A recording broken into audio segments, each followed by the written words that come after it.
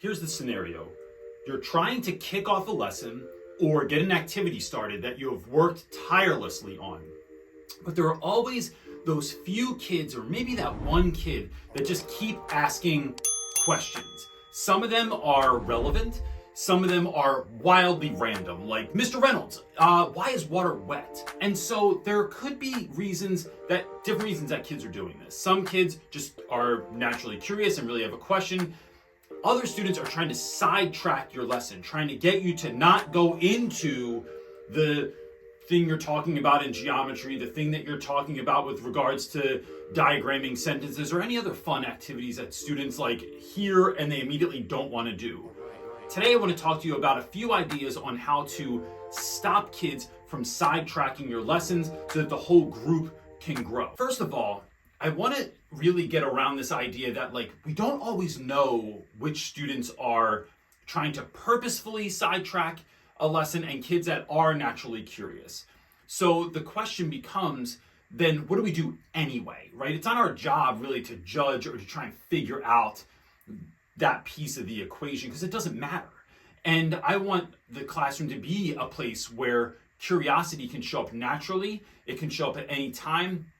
That our jobs are to not to dictate in those moments, but to sort of facilitate, to help students navigate through this moment to see when and where the best time to answer a question is. So the first piece of advice that I have is when a student asks a question they're trying to sidetrack, is acknowledging the fact that that's a great question.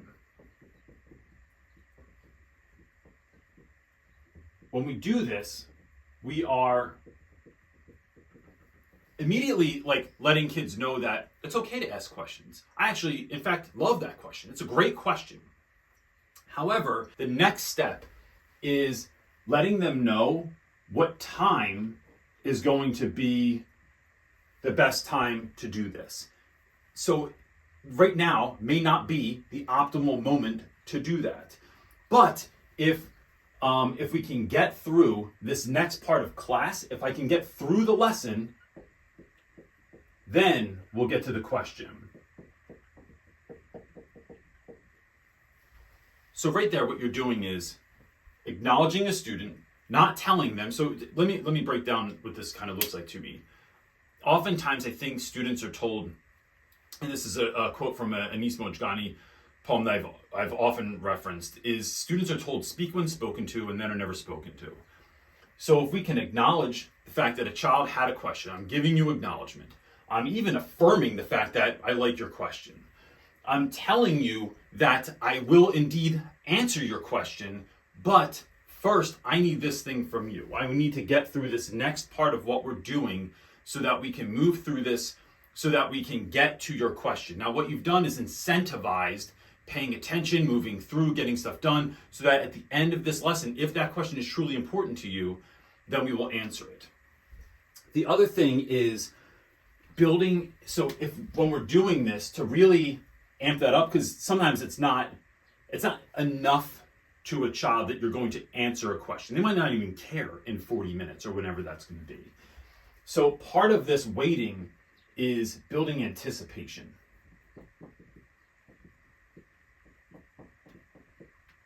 And when we can do that, one of the ways that we can build anticipation is by telling students, that's actually a great question. Everyone hear what Aaron just asked? Aaron just asked this really great question. Say it again, Aaron, really loud. Thank you. All right, so I'm not going to answer that right now, right? I need to get through what we're getting through right now. But the answer to this might actually blow your mind, or it is an answer that you didn't see coming at all. So what you're doing is building anticipation for the end of class. So now students are like, snap, what could the possible, what is water wet? Whatever your student's question is, you're building that anticipation piece in. The next thing is again, so let me see what I have here. Is acknowledging to students how do I want to say this part? It is acknowledging what's actually happening right now. So let's say it's the same answer, but your reason for the answer is different. I think sometimes we expect students to come in with a level of knowledge about social norms, right? So like when a student is literally, a kid is presenting, we are in the middle of a movie, we're watching like, no, I'll just put TV for short, but like we're watching a film clip, we're in the middle of something, there's an announcement being made over the loudspeaker. It is letting students know very, very quickly, hey, that's a great question, I want to answer it, but I have to wait. I want to honor Tim, who's in the middle of his presentation. I need you to hold on to that question, write it down so you don't forget it, please, because it's important to me, right? You write it down. I'm putting the onus on you because it's important to me that I respond to you, but I have to wait until after the principal's done making an announcement. It's important to me that we get through this TV clip or this movie clip or this film clip because I want everyone on the same page. So just hold on to that. And then giving kids an amount of time. And look, this is never, can you wait this many minutes? It is telling students how much time they will wait, right? Because I'm not interested in like, can you wait 30 seconds? It's like, well, now they have the option to say no. So can you, or will you, or actually, I need you to wait 2 minutes until this film clip is finished. I need you to wait the next 5 minutes until Tim's presentation is finished. And so in that, you're doing a couple of things. You're giving an example of what social norms are, because we do not stop while someone is doing something they've prepared for random stuff. We also are giving you a time. So I'm giving you an out. I'm not saying you have to wait forever. I'm not saying you have to wait till the end of class, till tomorrow, till I can get to it, which is an undetermined amount of time. We are instead telling students how much time they have to indeed wait. And so that's far more doable. So if I'm at the gym and, I just think like if I asked my wife, who I go to the gym with every day, how long until we leave? And she was like, till we're done. Bro, what? That makes working out suck. But if she says in the next 10 minutes, oh, that's totally doable. So there's a shift around that. The other thing with this is, and I'm not short enough to write on the bottom half of this board, fun teacher hack. Expo erasers are fine, but they get really crappy really quickly. Expo cloths are the jam, or just a Microsoft cloth. They erase way quicker, way easier, and you can wash them and bring them back to school. You can't wash an eraser. So I guess you could try, but that's going to get disgusting. So don't do it, or do it and have a fun activity at home. The other thing when a student asks a question completely randomly and you're not really sure what to do is that you acknowledge that student's question, it deserves more time. So that's a wonderful question, but it's going to deserve more time than I actually have to give to it right now. So can you remind me of this question? Now, I want you to write it down, right? I want you to hold on to it. But can you remind me at the end of class, because I'm going to answer that? Or can you remind me at the end of this activity? Or can you remind me, the student asks you something in the hallway even. Can you remind me of that as soon as you come into class day, because I want to do it? So again, this is about honor. It's about honoring students. It's also about giving them the time that you will do it.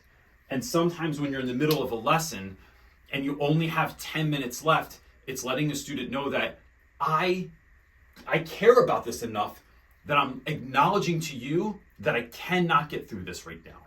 I don't have enough time to give you an honest answer, to give you a thoughtful answer, to give you my mind share right now, because I am like herding cats around here. We're like cleaning up from an activity and people are handing in homework. There's questions about tonight's homework. There's, someone pops in the door and a kid goes, Mr. Reynolds, can I do any extra credit before the end of the quarter to bring my grade up? That's a great question. Tim, that's a super great question. I can't answer that now thoughtfully, but why don't you come in, or like when the bell rings, come up and see me at the end of class. I'll speak to you real quick. We'll get you in and out of here, or show up after school, or show up during lunch when I have lunch group with everybody. That would be a great time to come in and we can have this conversation, because I really want to answer that for you and I appreciate you asking it. It's done. Now that kid doesn't feel pushed off, they feel cared for, but given the time that they can do it. The other thing, and the last thing I really want to talk about, is sometimes students, and I think this is a big fear of teachers. I know I've had a fear of this because I've been caught like this. A kid asks you something and you don't know the answer, right? They ask something, even if it's relevant to the lesson you're teaching, the book you're teaching, the author that you're reading about, the concept that you're teaching about, and you don't know the answer to that. I think it is really, it's faulty thinking on the part of teachers to know that we should know everything. So when we go over Greek mythology in our class, that is such an enormous, enormous topic. I know a great deal about Greek mythology. However, I can't possibly know everything, especially when kids like connect it to like the Percy Jackson series or some video game that they're playing, like Gods of War or something like that. It's like, dude, I don't even know where you're coming from, and I don't know how that movie saw this particular creature or monster or event. So my answer is, that is a wonderful question again. See the theme here? I like saying that to kids because I want to acknowledge them. But this is going to need more research. And so I have two options here. It's letting a student know, that's a really wonderful question. And I know, I'm pretty sure I know the answer, or I've never thought of it that way. Like you got me on that one. I've never really thought of it that way, but I'm going to do some research tonight or this weekend or this week, and I'm going to get back to you about that. I'm going to make a note myself and I'm going to get back to you because I think everyone can benefit from that. So did we all hear the question? I think doing that is publicly acknowledging that we don't know everything, that we are lifelong learners. And that's something we want our students to be. So we need to be the example. Anything you want your students to be, we need to be the example. If I want my students to work hard, to be nice, to show up early, to stay late, to put in all their effort, I need to be able to and willing to do the same thing. And if I'm not, I sure shouldn't be asking my students to do any of the things I'm not willing to do. So as a lifelong learner, I am going to research this. The other thing you can do, because I love delegating and I love putting the onus on students, is we can give that project to a student. Oh man, that's a good question. I am willing to give you extra credit. And if you watch my videos, if you've been on the channel for long, I don't do extra credit as a catch-up ever, unless there's extenuating circumstances. But if a student goes above and beyond, right, extra is going above and beyond. So if you can find the answer to that, I'll give you 5 minutes tomorrow and I'll give you an extra assignment's worth of credit if you can answer that and present in front of the class tomorrow, on Friday, next week, whenever, or you let me know when you have it. So what this is doing is it's helping students to satiate their own, I guess, you are helping students to kind of like feed their own curiosity, to go ahead and look for those things.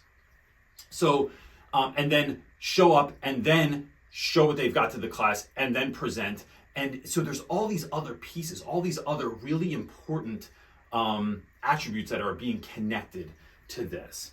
So the bottom line here is this, that we want to encourage our students to ask questions, to be inquisitive, and to be active participants in their own education, right? Cesar Chavez said that the power of education lies in fostering curiosity and nurturing the natural love of learning. We always want our kids to be thinking. We always want them to be questioning. We always want them to look at things with a critical or thoughtful or curious eye. And so we want to pour gasoline on that fire, but it's about letting students know when an appropriate time to do that with. So the classroom, and I'm going to have to look right on my notes for this. Our class is about community. It's about the collective. So we can't stop for every single question that a student may have in the moment, right? We'd never get anything done in some classes. You all know what classes I'm talking about, right? But we can absolutely make time for those questions, right? Saying not right now is not saying no. That's a really big distinction. Saying not right now is not saying no. It is giving a time and a place where we can honor that question and give it the thoughtful response that it deserves. Now, some of you might be saying, like, what if this all comes down to like that kid that's just trying to get you off track, right?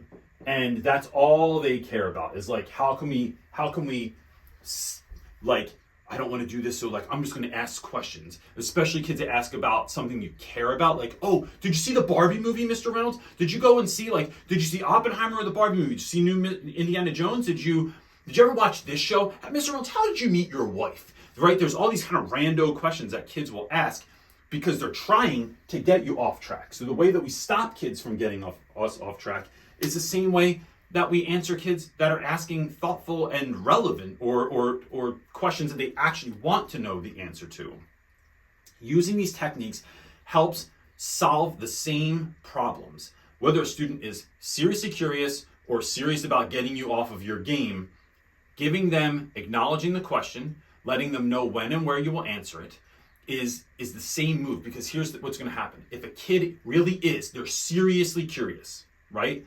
They are going to write the question down. They're going to ask at the end of class. They're going to show up in the hallway later. They're going to ask you when the bell rings. They're going to come to lunch and ask you. They're going to show up after school. They're going to do the research overnight. They're going to do the presentation tomorrow. One of those things, if not many, are going to happen. And the student that is trying to get you off track gets acknowledged, gets treated with kindness, and they're just not going to do any of those other things. So you don't have to worry about it anyway. So sometimes that kindness, that acknowledgement is the answer anyway, but it's letting students know we need to get through this thing before we can get to that thing, right? There's an order of operations here. So I hope that helps you. I know that in the beginning of the year, there's a lot to plan for, but these are the things that kind of keep us up at night. What do I do if kids ask questions and I don't know the answer to it? What do I do if a kid tries to get me off my game? What do I do if people aren't behaving? And so we want to try and help you move through that. And look, if you are a new teacher, we have a free resource. It is this new teacher summer to-do list. And it is a list of like 18 things or so that are easy, but man, I didn't know them when I started teaching, and I really, really wish I did. That's completely free. You just have to go into the link below in the description. We'll send that to you. If you're not a part of our Facebook group also, please consider joining. It is Real Rap with Reynolds Teacher Talk on Facebook. And that's it, gang. We'll see you next time. Peace.